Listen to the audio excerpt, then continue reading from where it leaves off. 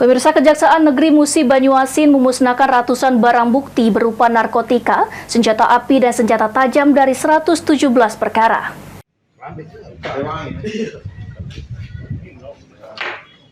Kejaksaan Negeri Musi Banyuasin melakukan pemusnahan ratusan barang bukti berupa barang narkotika, senjata api rakitan, dan senjata tajam serta sejumlah alat bukti lainnya dari 117 perkara yang kasusnya telah dinyatakan inkrah Desember 2023 hingga Maret 2024. Untuk barang bukti narkotika seperti pil ekstasi dan sabu-sabu dimusnahkan dengan cara diblender dan dicampur cairan desinfektan. Sementara barang bukti senjata tajam dan senjata api rakitan dimusnahkan dengan cara dipotong menggunakan mesin garinda.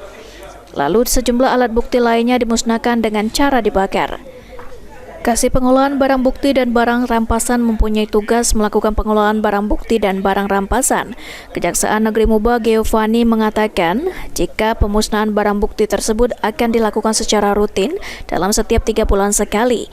Hal itu untuk menghindari adanya penyalahgunaan dari berbagai pihak yang tidak bertanggung jawab. Kegiatan hari ini adalah kegiatan rutin dari Tupoksi PB3R, pengolahan barang bukti dan barang rampasan, yaitu pemusnahan barang bukti yang telah berkekuatan hukum tetap, inkrah.